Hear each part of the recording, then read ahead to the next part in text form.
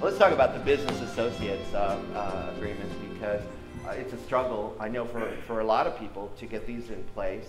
The reason why nobody wants to sign, or they're not business associates any longer, is because the security and privacy regulations are now going to apply directly to business associates. Actually, a lot of the comments came out and they said, well, why do we have these agreements at all anymore if it's going to have a direct application?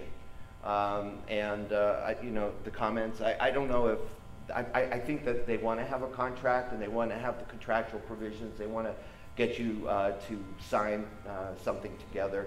I guess in theory you could have direct application to business associates. They've got to comply with the administrative, technical, and physical security controls. And also the documentation requirements. They have to have policies, procedures. So they're basically business associate is basically standing in the same place as a covered entity with regard to some of these provisions. And of course, they are now subject to the same criminal and civil enforcement requirements. The definition has been expanded a little bit. And of course, for those of you that are at HIPAA 101 in here, business associate is an entity that does something on behalf of a covered entity, on behalf of a healthcare plan, a healthcare provider that uses standard HIPAA transactions, and a clearinghouse.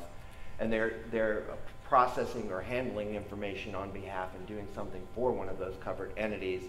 And there's a lot of little rules and detail in there that I'm not going to go into today, but if you are doing something on behalf, you're supposed to enter into this agreement. I should have actually started with that.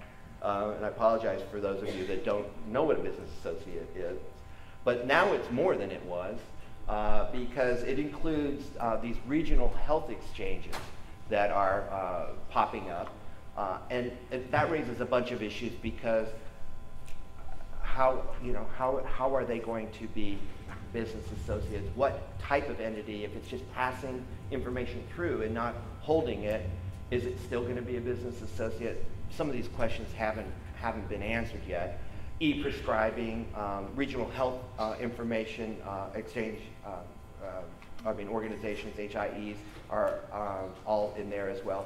And any vendor that contracts with a covered entity to allow the covered entity to offer a personal health record, a PHR. And PHR, if you're actually working for a covered entity, doing something on behalf of a covered entity, it makes sense that you would be a business associate. So those are the basic changes to the rules. I think the reality of it is, it's easy to say you're now a business associate, but what you really have to do as an organization is put together a compliance plan. How are you going to go out and find your business associates is a huge challenge.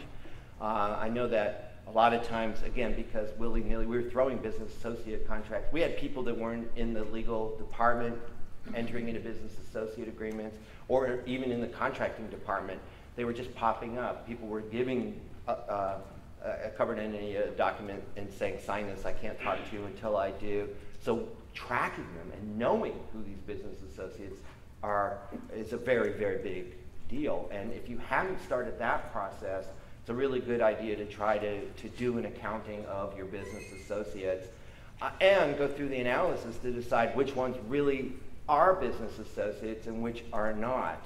And that actually goes to another aspect of being a healthcare provider. You have to manage your business associates now. And the rule doesn't say you have to be their policeman, but you have to, vendor management is a huge issue anyway, and it has been for a long time.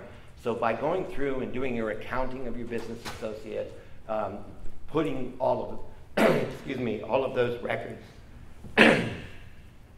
now the microphone's on, right? Putting all those records into place, having them handy for you, and that you can go back and look at them, know when they need to be renewed, all of those types of things is part of vendor management. So you need to look at that, manage that within your organization, and extend that maybe. Maybe you do want to go in and take a look and audit compliance, or look at it, especially if it's a sensitive business associate that's working on very sensitive information on your behalf. And think about it in terms of not just complying with HITECH, but an overall vendor management program within your organization. And make sure that all of the, I'm seeing in my job at SRA, I'm seeing all kinds of versions of business associate agreements. Some have HITECH provisions, some don't, some have half of them, some don't have anything about notification. And so we're going to have the same battle of the forms and the issues that we did through the first wave of HIPAA. And so you have to be aware of that. And then you know, the designation, I've already talked about that, and then the compliance. So these are the things that you should be thinking about as you do your business associate changes and as you wait for HITECH to finally come out in its final form.